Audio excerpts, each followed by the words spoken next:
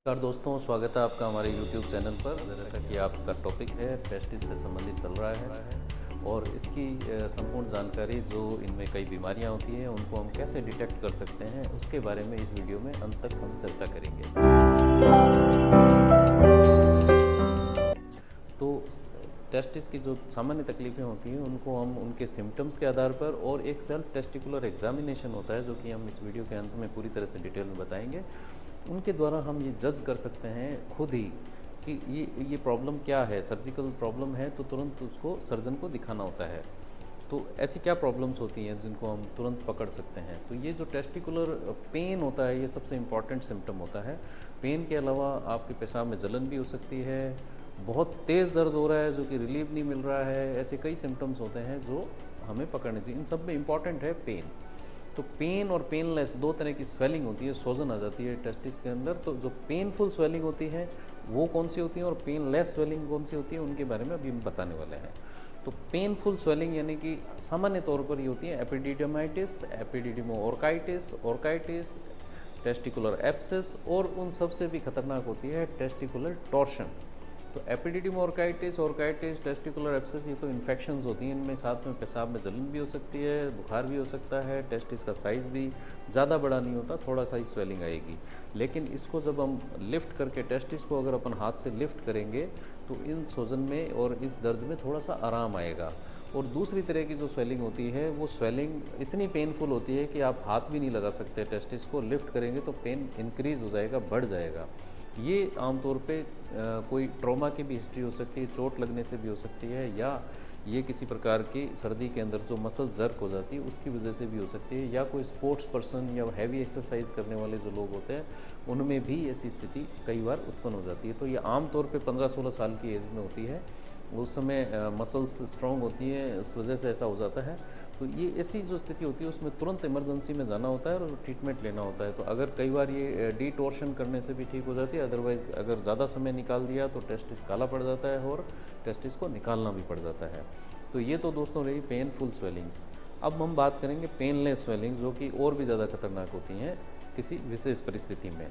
Painless swelling यानी कि testis का साइज़ इंक्रीज़ हो गया लेकिन दर्द का पता नहीं चल रहा और इंसिडेंटली ये सडनली आपको मालूम चलता है कि कुछ हैवीनेस है और कुछ एबनॉर्मलिटी है टेस्टिस के आसपास या टेस्टिस के अंदर। तो ये कौन सी सिचुएशन होती हैं, ये आम तौर पर जो होती हैं वो होती हैं हाइड्रोसील, वेरिकोसील। हाइड्रोसील तो जन्म के समय भी हो सकता है और लेटर एज में भी, किसी भी एज के अंदर हाइड्रोसील हो सकता है। और बिहार के जो निवासी होते हैं उनके अंदर हाइड्रोसील एक प्रकार की बीमारी है जो सामान्य तौर पे मिलती है, वो एक मच्छर के खाने से होती है और उसके अंदर एक लिम्फ इकट्ठा हो जाता है। तो लिम्फ की वजह से जो हाइड्रोसील होता है वो सेकेंडरी हाइड्रोसील होता है, उसका ट्रीटमेंट अलग होता है। एक होता है वेरिकोसील। वेरिकोसील में टेस्टिस तो नॉर्मल होता है लेकिन टेस्टिस के ऊपरी हिस्से में जो नसें होती हैं वो गुच्छे की तरह फूली हुई होती है। जैसे आप केंचुए के गुच्छों को हाथ में लेंगे तो इस प्रकार की फूली हुई नसें होती है। तो वो जो सिचुएशन होती है वो इनफर्टिलिटी का कई बार कारण भी होती है। हाइड्रोसील भी इनफर्टिलिटी क्रिएट कर सकता है। तो उनमें भी पेनलेस जो गुच्छा होता है उसको ट्रीटमेंट करवाना पड़ता है। तो वो आमतौर पे लोकल टेम्परेचर बढ़ाता है टेस्टिस का और जिससे शुक्राणु की उत्पादकता कम हो जाती है।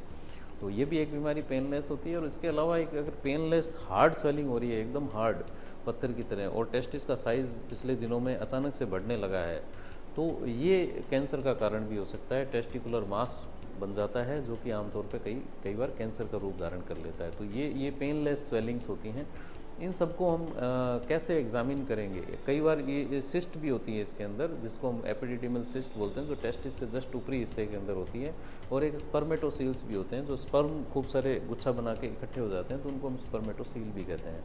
कई बार हर्निया भी, कंप्लीट हर्निया बच्चों में भी होता है, कई बार बड़ों में भी होता है, जो जन्म से ही होता है। वो कंप्लीट हर्निया टेस्टिस के ऊपरी हिस्से तक जाता है तो उसमें भी ऐसा लगता है जैसे कि टेस्टिस की स्वेलिंग है। एक्चुअल में वो टेस्टिस की नहीं, वो हर्निया होता है वो, क्योंकि उसमें टेस्टिस तो सेपरेट पालपेट होता है, फील होता है। ठीक है।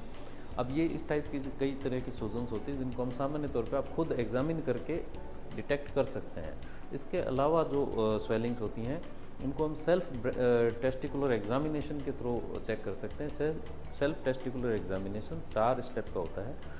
पहले स्टेप के अंदर आप टेस्टिस को देखिए, टेस्टिस को फील करिए, आपके 4 फिंगर्स और अंगूठे के बीच में टेस्टिस को हल्का सा दबा के देखें। अगर कोई दर्द है तो आपको पता चल जाएगा और इसको लिफ्ट करके देखें दर्द में आराम आता है या ज़्यादा बढ़ जाता है।